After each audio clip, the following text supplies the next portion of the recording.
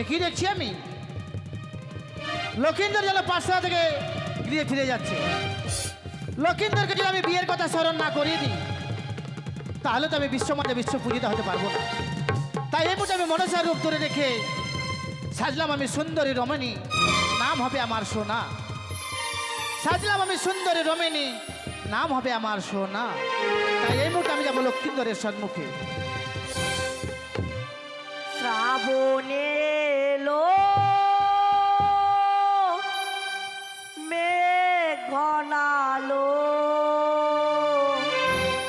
সুন্দর সুন্দর ফুল ফুটিল, ওই আশার যারা সবাই এলো, আশার যারা সবাই এলো, তুমি কবে আসবে গো,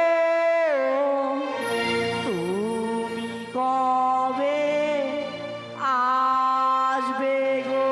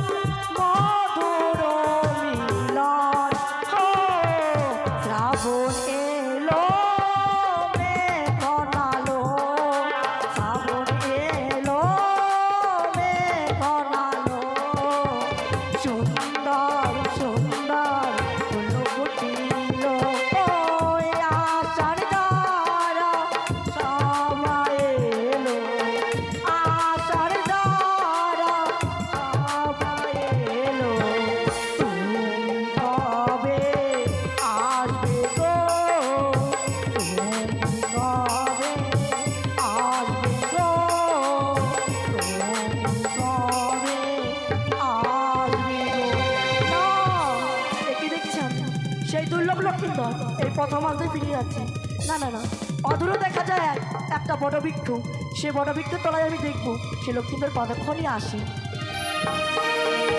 তবে যাক, গগনে অনেক বড় বেলা হয়েছে। মা আমাকে বলেছে লখাই পাঠশালা হইতে সোজা রাজপ্রাসাদে ছুটে আসবে। না জানি গর্ভধারীর জননী তো আমাকে ছাড়া এক মুহূর্ত থাকে না। এক মুহূর্তের জন্য চোখের আড়াল হয়ে গেলে লখাই লখাই বলে পাগলিনী হয়ে যায়। না জানি আমার বিহনে গর্ভধারিণী জননী চিন্তায় চিন্তিত রয়েছে। তাই তো বিলম্ব নয়, এই মুহূর্তে রাজপ্রাসাদে ছুটে গিয়ে মাকে বলবো, মা আমি বড্ড ক্ষুধার্ত, আমাকে কিছু খেতে দাও। তাই তো বিলম্ব না করে এই মুহূর্তে ছুটে যাই আমাদের ওই রাজপ্রাসাদে। একটু যুবক, তুমি কি পথ থেকে চলতে পারো না? আমি? হ্যাঁ। তার মানে বলতে চাইছো আমি তোমাকে ধাক্কা মেরেছি? সত্যই। ঠিক আছে গো, প্রথমে যে তোমার সঙ্গে ধাক্কা লেগে আমার যদি কোনো অপরাধ হয়ে থাকে আমাকে তুমি ক্ষমা করে দিও। বেশ গো। আমার পথ থেকে সরে দাঁড়াও, আমাকে যেতে দাঁড়াও দাও। যুবক, তোমাকে কয়টি আমি কথা জিজ্ঞেস করবো গো। কয়েকটি কথা বলবে? হ্যাঁ। বলো, এমন কি বলতে চাও তুমি? তোমার নাম কি গো? আমার নাম? হ্যাঁ। আমার নাম হচ্ছে শ্রীমান দুর্লভ লক্ষিন্দর। তোমার বাড়ি কোথায়? চম্পকনগর। তোমার নাম? আমার নাম লক্ষিন্দর, শুনলে তো?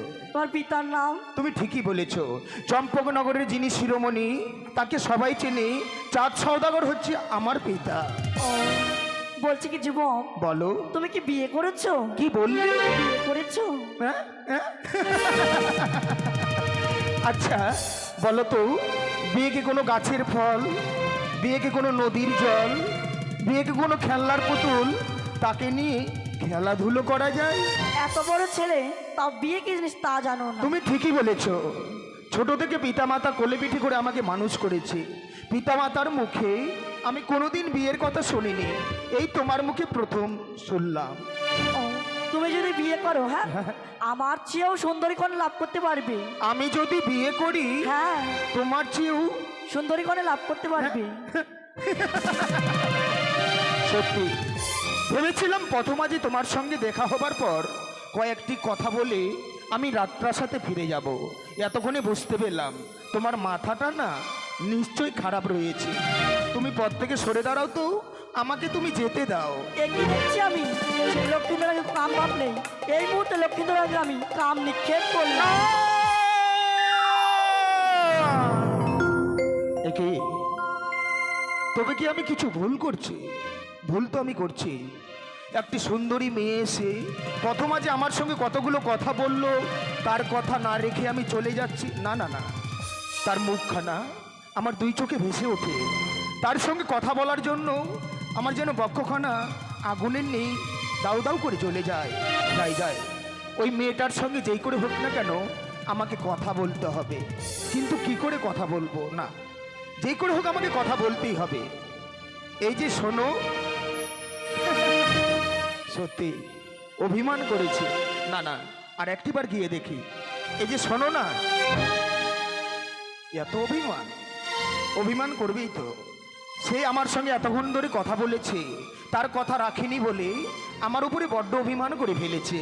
আর একটিবার গিয়ে দেখি দেখি ওই সুন্দরী কন্যাটি আমার সঙ্গে কথা বলে কি না। এই যে শোনো, কিছু বলবে গো? বলার জন্য তো পিছু ডাকলাম। তাহলে বলো। কি সুন্দর যেন তোমার মুখখানা, কি সুন্দর যেন তোমার দুটি চোখ। আচ্ছা একটি কথা বলবো? বলো গো। বলো তো তোমার নামখানা কি? আমার নাম সোনা। সোনা? সত্যি যেমনি তোমার নাম তেমনি তুমি দেখতে। আমার মনে হয় তুমি সামান্য মানব নও, হয়তো পূর্ব জন্মে কোনো পরীর সঙ্গে তোমার সাক্ষাৎ ছিল বলে আজ অপরূপ হয়ে তুমি জন্ম নিয়েছো এই ধরার বুকে। তাই কাছে এসো না, আমি যে তোমাকে ভালোবেসে ফেলেছি। তাই একটি কথা রাখবে বলো? নিশ্চয় রাখবো, বলো। ও গো তোমারি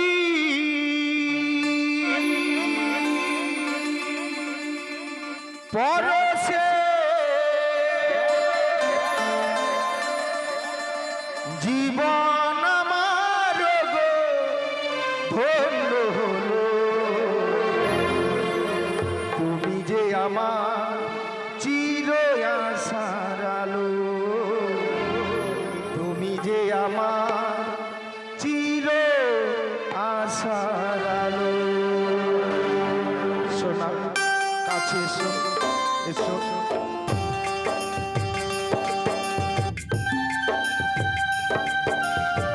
কাছে সোনা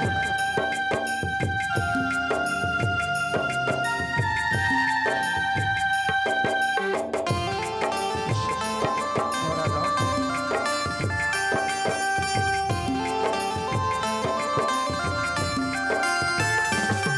ওগো তোমারি পরশে, ওগো তোমারি পরশে জীবন আমার গো ধন্য হলো।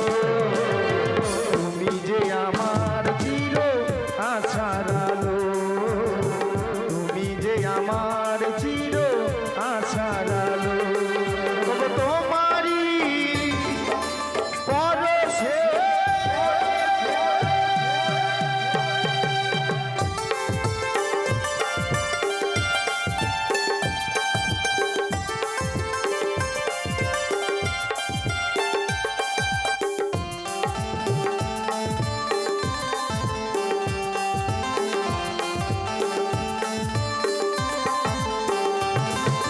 তুমি আছো সারাক্ষণ আমার প্রাণে, স্বপ্ন ভরা আমার অভিমানে।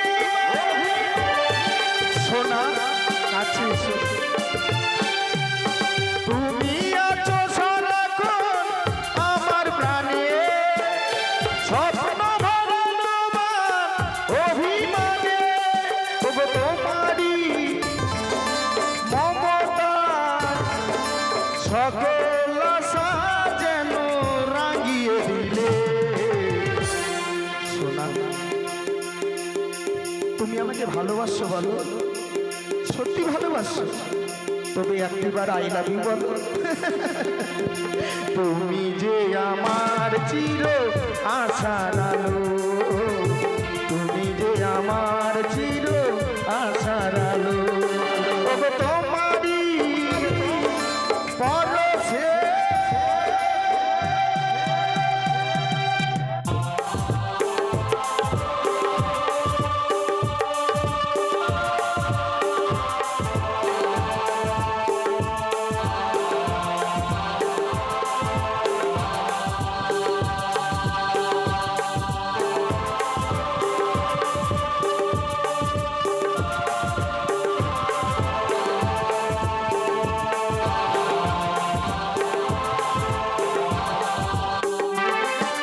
তুমি আমার জীবনের সুখের গীতি, হইও না কখনো তুমি দুঃখের স্মৃতি।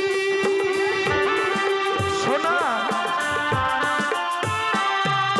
তুমি আমার জীবনের সুখের গীতি, হইও না কখনো তুমি দুঃখের স্মৃতি। ওগো তোমারি মমতায় সকল আশা যেন রাগিয়ে দিলে। এমনি ভাবে দূরে থাকছো কেন? তুমি না বললে আমাকে ভালোবাসো, আই লাভ ইউ বলবে না?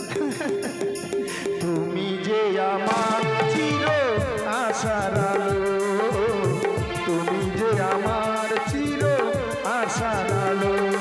ওগো তোমারি পরশে, তোমারি পরশে জীবন আমার গো ধন্য হলো। তুমি যে আমার চির আশার আলো, তুমি যে আমার চির আশার আলো। লা লা লা লা লা লা লা লা লা লা লা। হে হে হে হে হে হে। কি করছি আমি? শোনা যেও না, শোনা যেও না। এমনি ভাবে পথমাঝে এসে তোমার রূপে আমাকে পাগল করে দিয়ে তুমি আমার কাছ থেকে কেন দূরে সরে যাচ্ছ? আমি যে তোমাকে সারাটি জীবনের জন্য কাছে পেতে চাই, তাই একটিবার এসো, একটিবার তুমি আমাকে ধরা দাও। তুমি যদি সত্যি আমাকে পেতে চাও গো, তবে তোমাকে কিছু কর্ম করতে হবে। তোমাকে কাছে পেতে গেলে কিছু কর্ম করতে হবে? হ্যাঁ, বলো সোনা। এই মুহূর্তে ছুটে যাও তোমাদের গোসা মন্দিরে। গোসা মন্দিরে? হ্যাঁ। তারপর? যে তোমাকে প্রথমে দেখতে আসবে হ্যাঁ। তার সাথে তুমি 3 শর্তকারে আবদ্ধ হবে। তারপর কি করব? সে যদি তোমাকে বিয়ে দেয় তাহলে তুমি গোসা মন্দির থেকে বেরোবে, আর যদি না দেয় তাহলে বেরোবে না। তবে যদি তাই হয়, এই মুহূর্তে তোমার কথা মতো আমি ভেবেছিলাম রাজপ্রাসাদে ছুটে যাব, তাই তোমার পেতে হলে যখন আমাকে গোসা ঘরে প্রবেশ করতে হবে আমি তাই করব। তুমি আমাকে কথা দাও, যতক্ষণ পর্যন্ত আমি গোসা মন্দির থেকে না আসবো তুমি এই স্থান থেকে কোথাও যাবে না। বেশ।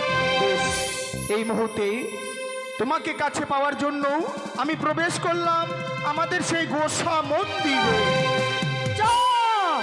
তুই সামান্য মাত্র মানব হয়ে শিবনন্দিনী, পদ্মাবতী, পাতালবাসী দেবী মনসার সাথে করেছিস বানবি সংঘাত। তাই তো তোর পুত্রকে আমি বিয়ের কথা স্মরণ করে দিয়েছি। তোর পুত্র যদি আমার যুক্তি মতো কাজ করে নিশ্চয়ই আমি তোর হস্তে পুজো পাবো। চল!